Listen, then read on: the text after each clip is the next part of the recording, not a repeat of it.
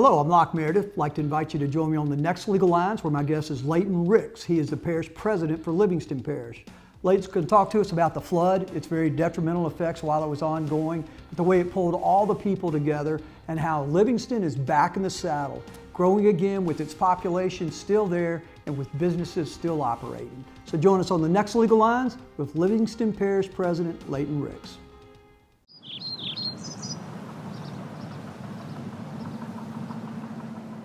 Hello, I'm Locke Meredith. First of all, I want to thank you for considering our firm for help in handling your legal matter. We know what we're doing. We've been around for a long time. We have over 60 years combined legal experience as lawyers. I've been practicing over 30 years, Sean over 25, and I have paralegals and legal secretaries who've worked for me for over 27 years.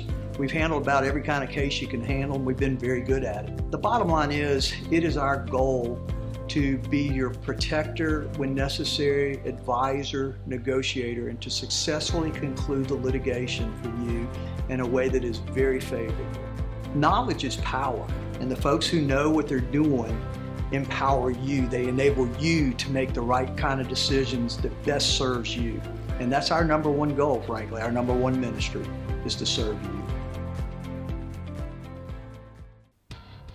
Hello, welcome to Legal Lines. I'm Locke Meredith, and I'm very pleased to have back on the show the parish president of Livingston Parish, Layton Ricks. Layton, great to have you back. It's been a while. Good to see you. We got a lot to talk about. Yes, sir. Thank you for having me. Let's kind of talk about the great flood of 2016. Lord knows we all learned a lot from it. Tell folks kind of about the event for you guys. Well, Locke, it's something you would almost have to be there and see to really get a picture of it. But in our EOC, our Emergency Center for Homeland Security, is where we all will gather when we have a disaster like that.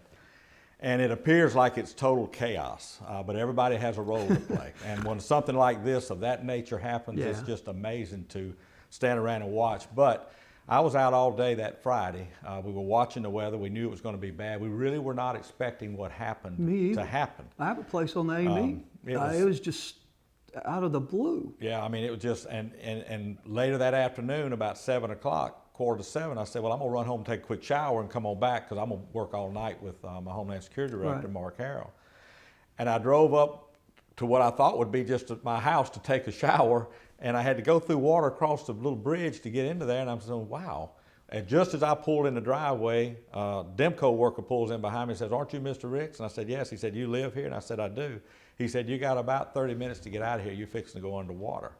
And I said, what? And because we had no idea we would ever flood. So much of the property was not designated as being in the flood zone. So many thousands. Well, we had already brought my mom down there to stay with us because we thought it would be safe. So I had to gather her and my wife, and out we went. Of course, I went on back out to the emergency center, and you know the story. It just got worse as the night went on, and certainly that Saturday morning. Well, to make it even worse, tell the folks how long you had that house. Oh, well, we had been in the house about 10 days. We had bought the house 10 days prior, and just had our furniture delivered 4 days before that. And I was sharing with you, I've told this before, I've waited all those years to have an electric recliner, and dang near got shocked as the water was coming in. So I won't ever have another electric recliner again. But you know, and we didn't have flood insurance like so many other people in Livingston Parish and surrounding areas because we were loaning out at the area that we had moved into. But out at the EOC, it just became just a mass amount of people, as we always do, gather in there to start getting directions on how we handle this. And it just got worse by the minute. And so you had Sheriff Jason Ard, and you had your, I'm sure, DPW folks. We had our DPW folks. Any we had state our Sheriff's folks with Department. y'all? We had state people come out. We had GOSEP people come out. We had FEMA people coming in. We had Red Cross. We had Southern Baptist volunteer group who comes in and are always tremendous when we have disasters. And just everyone you can think of, Acadian Ambulance. Energy people, Demco people. So y'all were as ready for what was going to happen as you could be, but still there was nothing to do with no idea how bad this was going to get. Typically in a hurricane, you kind of know the track, you can watch the wind, you kind of know what the water's going to do. In this particular issue, we started getting call after call after call after call. we're going under, come get me, and we were moving people to what's always been a safe place to move them to. Which was? Which then turned around and was flooding. We'd have to go get them. I see multiple and move locations. them again. So we were moving people around, which obviously is confusing kin folks and loved ones who are trying to call in. Throughout this next day or so process, AT&T cell phone tower went down. So we were having issues, and believe it or not, cell phones are, as aggravating as they are a lot of times, they were a lifesaver in the middle of this event. Literally lifesaver. But they went down. And so we were struggling there. We have since built a cell tower that we think will not only give us better coverage, but more widespread coverage as well. Well, Layton, I was looking at stats that Dr. Lauren Scott had put together that said basically 2 out of 3 folks experienced this flood with flooding of their homes in East Baton Rouge Parish. 3 out of 10 folks in Ascension. 7.3 folks out of 10, so 70% of Livingston population were displaced, had their home flooded. Absolutely. So tell me what was the appraisal made by you folks of the scene after the waters, after you'd saved everybody? We lost a few lives, but amazingly, very few people did we lose. What was the scene like after? Well, we were flying over in a helicopter. The sheriff and I were flying and looking, and we were just blown away at the devastation you saw, and you just couldn't help but you were overcome with all kind of emotional feelings about we're never going to be able to come back from this. It's a fear. I still worry, but then I get the great news. It was just ungodly what we were seeing. But what's happened by the same turn of events brought people together, helping one another. And as you know, and we've said it many, many times before, this flood showed no mercy to color, race, amount of money you had. It didn't matter. After everything we had gone through with the murders of our law enforcement and the killing of Mr. Sterling, this state has not been quite in that much turmoil in decades. So we saw people beginning to help one another, volunteers helping one another. And of course, we were losing people having to move out of state, not move out of state, but go out of state to find somewhere to stay. Which always creates a big problem. And then the process with FEMA all starts. Well, Cajun Navy helped you guys too? Well, you know, in the beginning, we were telling people with volunteer boats and all, please don't get in the waterways, because we didn't need them to get in the National Guard or into the Sheriff's Department way, because we were trying to rescue people. It got so widespread and so deep in so many areas, we were saying, yes, please get in there. What can we do to help you get in the water? Facilitate it. Certainly the Cajun Navy, but volunteers across the parish, neighbors that had bateaus. I'm about the only one, I guess, that don't have a boat in Livingston Parish, were helping one another, and thank God they were. But the biggest and always amazing group of people that are there to help are all your churches. Yep. If they had a dry spot, they were letting people come in. And then, of course, the issue in the process of trying to get supplies, because again, we were closed in. The parish was closed in. The interstate was closed down. 190 was closed. Looking at it in bewilderment, and I know a lawsuit's been filed. It has arguing that that interstate system there, the way it was designed, prevented the water from draining and basically blocked it into the Livingston Parish. And it's the simplest things you don't even think about, like getting gas into the gas distributors so that we can have gas out at DPW while we're running our trucks and all these other things across the parish. So transportation was paralyzed. It was basically paralyzed. And we were having to find routes and try to find a way to get people in, and begging, and the state police and everybody else we could talk to, you got to let them through, because we got to get fuel in here. We cannot run out of fuel in the middle of this thing, and thankfully we were able to get that done. And so it was just an amazing set of events that took place within that EOC. But the volunteers that come in, that's provided supplies and food for us, and all the workers, you just can't say enough for those people. And the ones that got out in the water and rescued people at the risk of their own lives, while many had their own homes going underwater. DPW workers coming out, taking sand, putting up roadblocks, moving them. A lot of sheriff deputies and police officers, their own all of homes their were flooded. homes were flooded. They're out there putting their lives on the line. And it was just amazing. But by the same token, we got it done. It just is amazing how, and I've made this comment before, like if you're standing in there like I am with 2 cell phones and a radio, doing this all the time, talking to my Homeland Security Director, to the sheriff, to this one, to that one, to that one, and everybody's doing the same thing, you think it's total chaos. all of it's a piece of the puzzle that makes it work. All right, we'll pick it up on the next segment on the rebuild. It's Locke Meredith, Layton Ricks, Parish President of Livingston Parish. We'll be right back.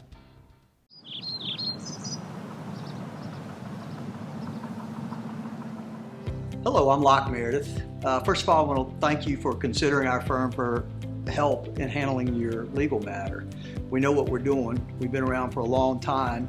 We have over 60 years combined legal experience as lawyers. I've been practicing over 30 years, Sean over 25, and I have paralegals and legal secretaries who've worked for me for over 27 years. We've handled about every kind of case you can handle, and we've been very good at it. The bottom line is, it is our goal to be your protector when necessary, advisor, negotiator, and to successfully conclude the litigation for you in a way that is very favorable. Knowledge is power, and the folks who know what they're doing empower you. They enable you to make the right kind of decisions that best serves you. And that's our number one goal, frankly. Our number one ministry is to serve you. Welcome back to Legal Lines. I'm Locke Meredith. Again, very pleased to have back on the show Layton Ricks. He is the parish president for the parish of Livingston. Layton, let's kind of dive back into our discussion about the flood. So you guys went out there, you endured all of the trial and tribulation of floodwaters. You saved people's lives, neighbors helping neighbors, strangers helping strangers. It was just an amazing event to watch. Now they're safe, but everybody's devastated. Like I said, Yeah. seven out of 10 people in Livingston suffered great tragedy.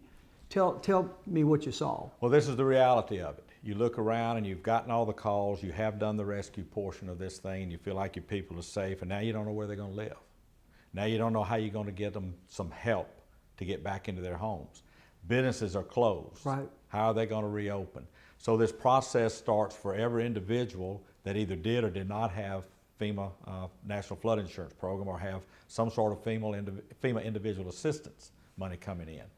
And so all these calls are now coming in. So you're aware of the devastation. And those that people are everybody's going through. terrified. They're going, how am I going to survive? Where am I going to stay? How am I going to eat? School kids are displaced, which is always traumatic, not only for the parents who are concerned, but for the kids themselves. They're not in their natural habitat. Right. I mean, they're spread out into places they don't know. They're staying with people they don't know.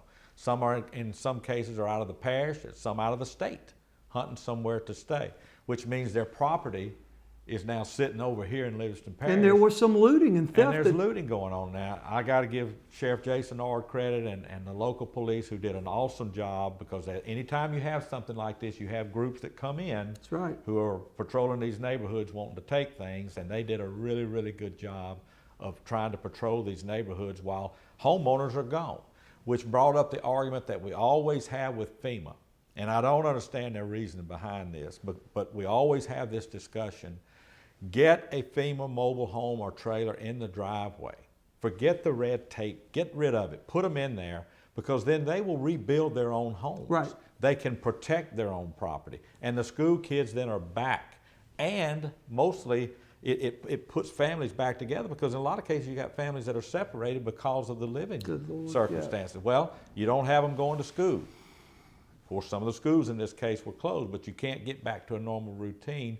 You have no municipal income coming in the case of like Denham Springs, because nobody's running electricity because they're not in their home. So if you got a mobile home or a travel trailer or whatever it takes to get them in their homes on their property, now you got utilities at least going for the cities. So dollars are beginning to trickle back in. It's so interesting. Sheriff Ord, Jason, told me that he'd actually worked out a deal where folks would get the trailers. It would cost, I think it was 50 grand or 30 grand for a trailer, and they'd get it, and the folks would buy it back from them. The dealership would buy it back at an agreed upon price, and in the end it was going to cost negligible money. I mean, thousands, but nothing like the $100,000+ that you hear it costs to finally get a FEMA trailer sitting on a lot. Well, we had a particular landowner, successful businessman, that volunteered some property right there in Satsuma that wanted to build the infrastructure, pay for it out of his own pocket.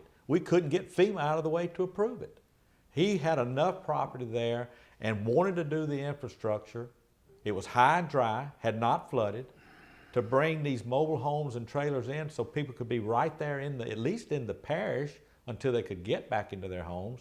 We couldn't get the Army Corps of Engineers and FEMA out of the way to get the doggone thing permitted for them to get it Layton, done. you know, I mean, my observation from all the stories, whether it's you, Sid Gotro, Sheriff Sid Gotro, Jason, or Garrett Graves, our congressman, the federal government seemed to get in the way and not just not help, but to prevent those who wanted to help from helping. Absolutely. And I've said this 1,000 times, the people who are here on the local area representing them are good people Right. who want to help. Their hands are tied by red tape.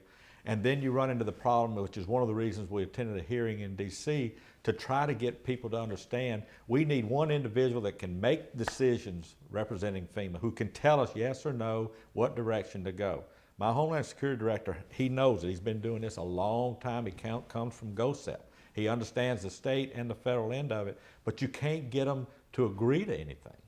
Like I said, we got this businessman that's wanting to do this. He's willing to pay for it, but they're so afraid he might make money after it's all done. But they're willing to pay $100,000 for a trailer that costs 30 or 40. And takes 6 to 7 weeks to get it in, or longer to get it in. Let's talk about, the bottom line is, when it's all said and done, the parish government needed resources and funds, and private individuals needed resources and funds. Absolutely. And Garrett Graves and Congressman Graves and our senators, Kennedy and Bill Cassidy, everybody fought really hard for us and got us billions of dollars.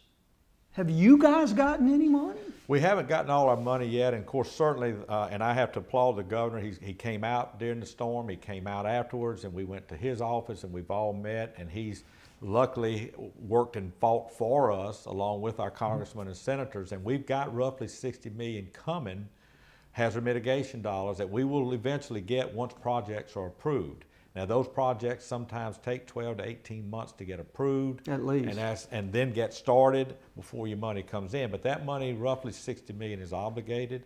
We're hoping to be able to do a lot of drainage projects that's never been done in Livingston Parish. But then you have the cost share issue. Which is what, 10%? Well, it's somewhere between 10 and 25% when it's hazard mitigation grant dollars. Well, we've got some bills going in Congress that we were hoping was going to pass this last week or two that failed, but will be resurfaced in March that we hope this time will have a good chance of passing to help us offset the cost share, cover some of the cost share. So the parish government, for the most part, has been made whole or has promises to be made whole. And you have dedicated resources already of about $60 million from the federal government to do drainage. Those are obligated that we will get once the projects are approved. Now, as far as the disaster itself, it was a roughly $20 million disaster for Livingston Parish. For the cleanup and this, all the cleanup and things like that. We've met our match, and we will have, and probably within $500,000 to $1 million of getting reimbursed on dollars or paid back on dollars for that. But the parish itself is waiting on this $60 million that we think for the first time ever we'll be able to do a lot of widespread drainage projects. So what about the individuals? Because all the stories I'm hearing, I have heard stories where FEMA came in and gave grants and such, and that was beneficial, but that was about as far as it went, that nothing else really came from the government, whether it was the feds or the state. Am I wrong? A lot of our property owners did not have flood insurance because they were loaned without. So individual assistance that came in initially was fairly quick. That wasn't a long process. If you had flood insurance, it almost jokingly seemed like you were penalized because you had to jump through hoops to get money coming to you. And then if you had a mortgage or an insurance involved, whichever one does, it would go to them. You had to have two signatures. And they'd hold it until you built it before they'd give you a penny. And we would argue, how can they build if you don't give them the money? We can't give them the money. So again, the bureaucracy all needs to be streamlined and taken care of. And I hope to get to sit down with the president. We've talked to FEMA director, the new FEMA director, and we've had hearings, and certainly the congressmen and senators are working for us, trying to get this revamped and changed. All right, well, let's continue this on the next segment because Livingston Parish is back. So join us in the next segment with my special guest, Layton Ricks, Livingston Parish president. We'll be right back.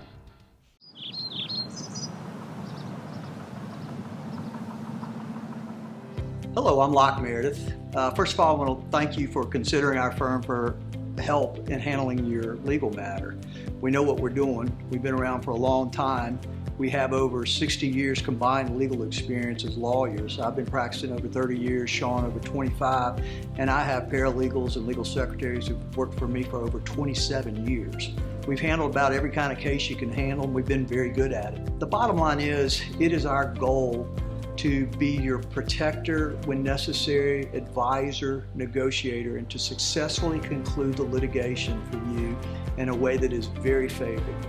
Knowledge is power, and the folks who know what they're doing empower you. They enable you to make the right kind of decisions that best serves you. And that's our number one goal, frankly. Our number one ministry is to serve you. Welcome back to Legal Lines. I'm Locke Meredith. Pleased again to have back on the show Layton Ricks. He's the president of Livingston Parish. We're talking about the flood and its effects on the parish and whether or not it's back. Layton, let's talk about off tape just now. We were talking about how you've actually, because you mentioned earlier that you talked to the president, and I'm going, did you really talk to President Trump? And the answer is yes. Well, we talked to him as he was a candidate when he came through Livingston Parish, and he gave me his word. We could sit down and talk one-on-one about FEMA reform and different issues that we think we have with FEMA. He assured me that would happen, and I'm hoping that will happen in the very near future. It has not happened yet, and so but I've been assured it's going to happen in the near future. So after the flood, he flew down here, was, I guess, investigating or evaluating everything. Yeah. He met with you. I didn't meet with him when he came back down as president. Okay. But one of the things I was very pleased is that he himself did come and survey a lot of the damage that Livingston Parish and of course the surrounding areas had. And so well, that's great news. You know, Layton. I think one of the things it is, and I think one of the things that hurt us as far as FEMA dollars from Congress and the Senate is the fact that this was unnamed. Mm-hmm. And I've talked about that because.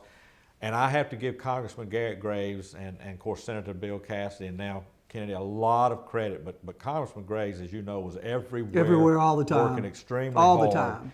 And I think when I he still is. And when I was in D.C. at the congressional picnic at the White House lawn, he introduced me to a lot of different congressmen who now are aware of what Livingston Parish and Louisiana as a whole went through in that flood, even though it was, quote, an unnamed disaster.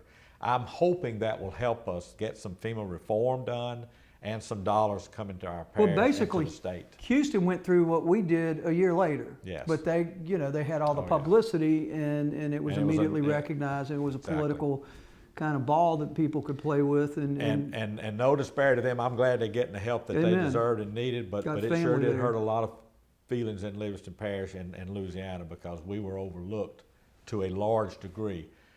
Again, the president came. I'm hoping that will help us down the road. And so your recommendations to him are going to be a way to streamline the process with FEMA and the federal government based on your own personal experiences of all the bottlenecks. And give us someone in charge. That's the bottom line, isn't it? You need one person? We need one person that can make decisions and it not get changed.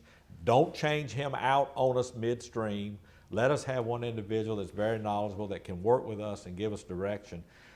We are very resilient in Livingston Parish. We didn't wait on them. Thank God. Our people helped one another, put their homes back together. But we needed help. People needed a little help. And folks came in from all over the nation to help. Oh my God! I mean, we had churches and folks that were just unbelievable. The volunteers that happen in something like this is just a godsend. I mean, there's no other way to look at it. It is just unbelievable.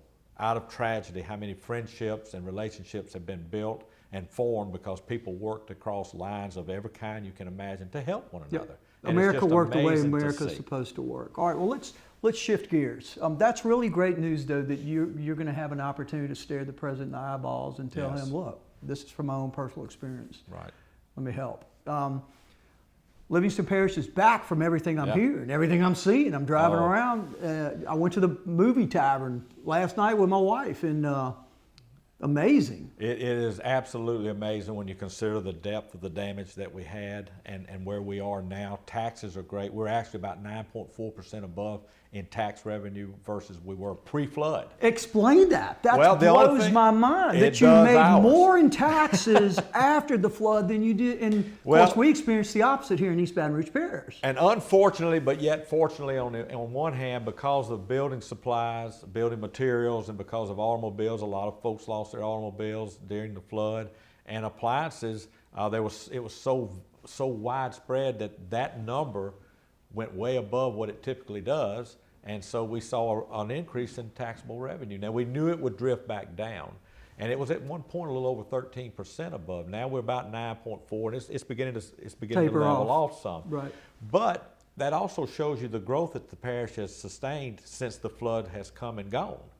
Commercial development has done. Nissan, All-Star Nissan just opened. Well, you guys have always, in the last several years, been either number one or two fastest growing parish in the state. Well, our schools are still, as far as we're concerned, the best around. They're always in the top 10 too. We still have a low crime rate thanks to our sheriff's department and the way they work and are just very diligent in preventing crime, along with our local police, and our marshals department does a great job, of Ward 2 Marshal. So we're very blessed in that regard, and everything we had in the parish to come to before the flood is still there. The I-12 corridor is wide open. Yep. It's beginning to fill, and that's good news, I think, for the homeowners, because so much of the burden of municipal government and parish government rests on the backs of the taxpayers. So we need commercial development. We don't have all the industry that so many of our neighboring parishes do. So we're excited about what we see happening in Livingston Parish now. So the Livingston Parish government is back in the saddle. It's back in the saddle. And how about the folks? Because I'm seeing lots of new subdivisions popping up, or at least applications for additional lots and filings and such. Our planning department is just booming. They're so busy right now. They went through a dry spell, as so many other parishes did for a while, and they are just rocking and rolling now because you're seeing all this growth. And even in flooded properties, they're reselling and redeveloping. So it's great in Livingston Parish. Now we're probably about 85% back, but we're seeing a trend in a lot of new commercial permits and things coming in. So this is going to continue, well, it's which is exciting for the parish. And it's important for folks to remember this was a 1 in 1,000 year flood. I hope and so. Well, I mean, that's what they tell us. I really hope and so. And it's so rare, so statistically not supposed to happen, that FEMA has not changed the flood maps because of it, from what I've been told. And therefore, property that wasn't necessarily required to have flood insurance, at least by the standards of a bank that required, if you're in the flood zone, you don't have to get it. Right. And the parish is still evaluating land development the same way? Well, and they are, and that's one of the things I'm also going to talk to the president about, because I think it has to come from him. We don't want that to change. We don't want them to come in. People cannot afford higher national flood insurance rates. If you've got mortgages on your property and you already are doing all you can to get back in your homes, the last thing you need is for your insurance to go sky high because you've had that 1 out of 1,000 year flood event. So we're going to ask him to please stand the ground with us on that and don't let that happen. And I think he'll be supportive of that, because it makes sense to not, why would you dump that on people just to recoup Who's funding? being suffered. And I understand how it works. I mean, and you know as well as I do, you got to make money. But you can't make it on folks who are devastated by a flood and who are doing all they can and mostly did not receive all the money that they paid out for all these years, because it was tough to get those That's right. dollars.